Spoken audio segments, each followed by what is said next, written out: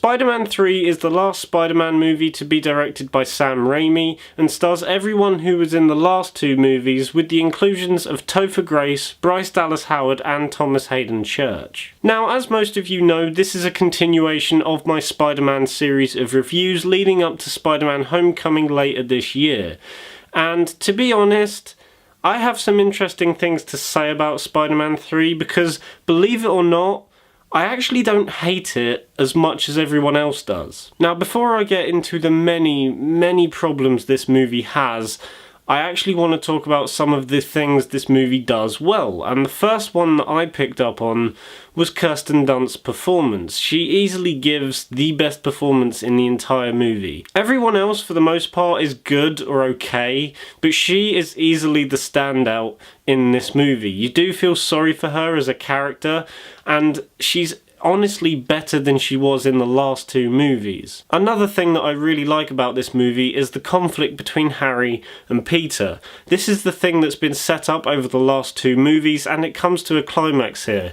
Maybe not as well as I was expecting, but still, what we do get is pretty satisfying. Even though this conflict between Harry and Peter comes to a head really well in a really brutal fight in Harry's apartment, the rest of this story is actually ruined almost near the start of the movie, but I'm not going to talk about that just yet. I'll discuss that more later on in the video. But despite them fucking it up at the start, they do manage to redeem themselves with a pretty awesome fight later on in the movie. Now, the other things I like in this movie are more specifically certain scenes within the movie, and I'm just going to talk about some of them here. The first one that I absolutely love is the scene where Sandman comes to life. That scene is beautiful. Like, the way the camera moves, the amazing CGI that is on show, and the really heartfelt score that is behind that scene really makes it more emotional than it really should have been. And even when I watched this for the first time in the cinema, I respected this scene because I knew it was really well done. The only thing is, compared to what else happens in the movie, it does feel slightly out of place, but for the most part it is a beautifully handled scene. Other scenes from the movie that I love include the bell tower scene where Peter's trying to remove the black suit from him and it ends up dripping onto Eddie Brock down below, played by Topher Grace. That scene I really love. I mean, it's really dark and it really works for the sake of the moment. Another scene that I like is the fight between Sandman and Spider-Man on the underground train tracks. That scene is incredibly brutal for a superhero movie. I mean, like, there are so many moments in that scene that I love, especially the moment where he grabs Sandman's face and just pushes it against the train that's going by. I know it's kind of sadistic, but I kind of love that bit. Also, for what it is, I do kind of enjoy the final battle between Sandman, Venom and Spider-Man. Even though it does have its cringy, cheesy moments, which I'll get onto in a bit, it is handled really well and is a fairly enjoyable fight scene to watch. Now, unfortunately, that's all the good things I have to say about this movie. The rest of it is pretty negative from here on out, and the first thing I must address is the performances. Yeah, they're not great. Apart from Kirsten Dunst as Mary Jane and J.K. Simmons as J. Jonah Jameson, everyone else in the movie is pretty subpar. Tobey Maguire as Peter Parker is okay. I think he's good in the movie, but not as good as he was in the last two movies. To be honest, he's got to the point now in the series where we know he's Peter Parker. We know he's Spider-Man, so we just have that feeling in the back of our heads that we know to root for him. And his performance is kind of crap, especially when we get to the emo Peter parts of the movie, which I'll talk about in a minute, but I don't even know what they were thinking with that part. Thomas Haden Church does give a pretty good performance as Sandman, but it's not particularly memorable because he mumbles his way throughout the entire movie and there's nothing really iconic about his performance compared to the likes of Alfred Molina as Doc Ock or Willem Dafoe as the Green Goblin. No, I've never heard anyone in my entire life go, that guy is the Sandman. And then we have Topher Grace as Eddie Brock / Venom. This is like the definition of being miscast for a role. This is Venom, not this. Okay? Other things that can be griped about this movie include the CGI, which at times can be really good. For example, the Sandman scene. And then you have moments where you have the new Green Goblin fighting Peter Parker. And the CGI is just fucking awful. Like, you can tell that is a CGI body, but they've just shoved like a JPEG of Tobey Maguire's face on it.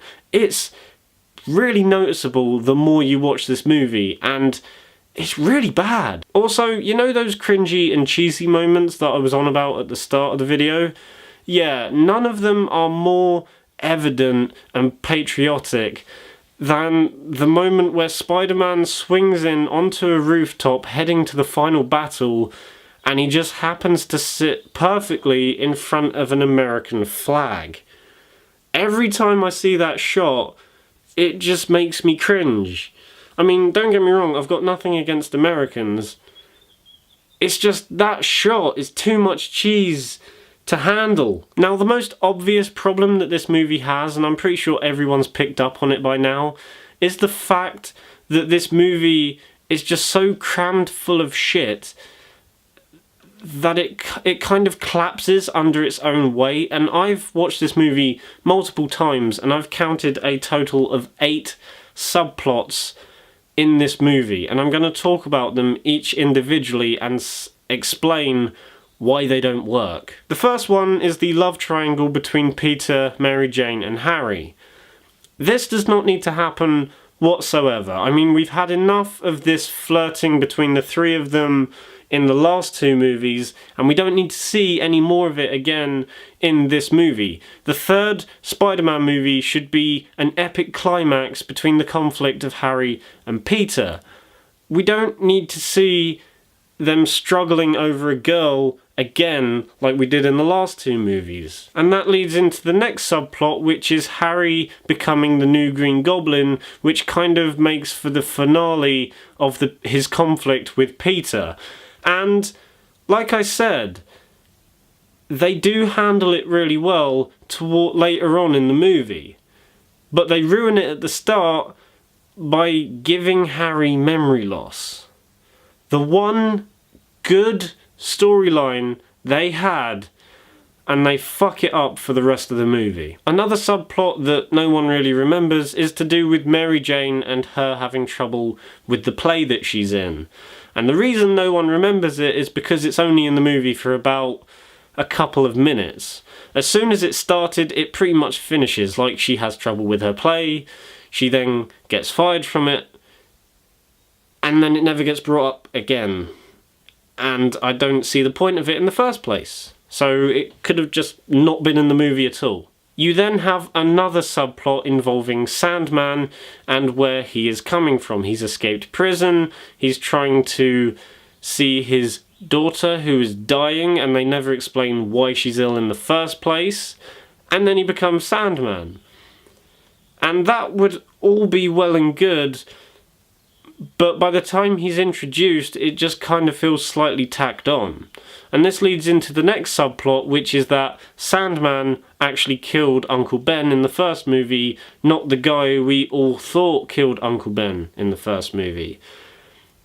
And this is probably the most pointless subplot out of all of them. It does not need to happen. That storyline was perfect the way it was in the first movie, and they should have just left it alone. And by introducing Flint Marko as Uncle Ben's real killer, just confuses everything and makes the events of the first movie and this movie not make a lot of sense. It just doesn't work. We then have another subplot involving the symbiote or the black suit attaching itself to Peter.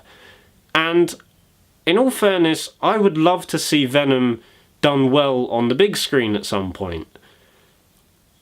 But it did not need to be in this movie.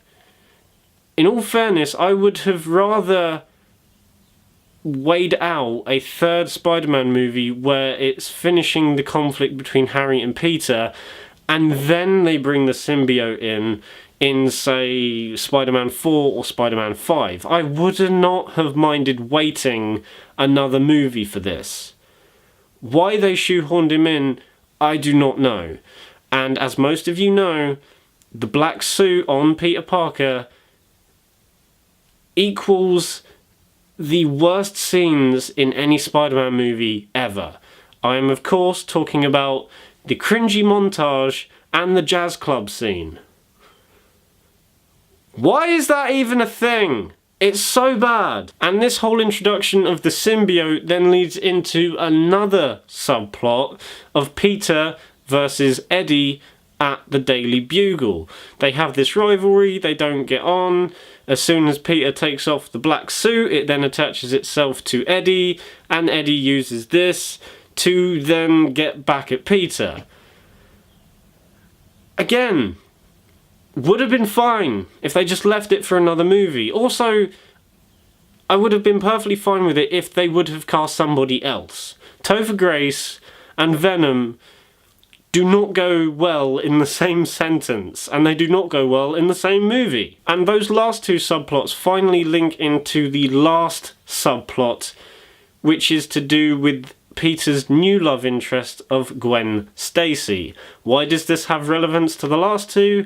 Well, wouldn't you know, Gwen Stacy's going out with Eddie Brock, and seeing Gwen go out with Peter pisses Eddie off even more. Again, another love triangle kind of thing that really does not need to happen in a movie that is as cluttered as it is. Anyway, despite all that, I'm still going to give Spider-Man 3 a 6 out of 10. Even though it has a lot of glaring problems, I still enjoy watching this movie, and to be honest, I think I've watched Spider-Man 3 more than any other Spider-Man movie that's ever been released. Because for some reason there's just something about Spider-Man 3 that keeps me coming back, even though I know it's shit. So guys, that was my review of Spider-Man 3. I just want to talk about something very quickly before I end the video. If you guys follow me on Twitter, you will know that recently I released a poll regarding some reviews that I want to do before the release of Alien Covenant. And that poll finished yesterday and the results are in, meaning that I will have reviews for Alien, Aliens, and Prometheus coming very, very soon.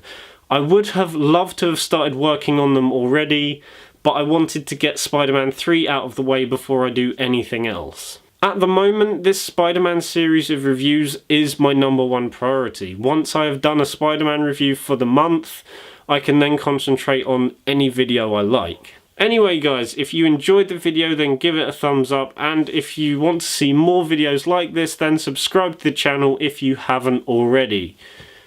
Bye!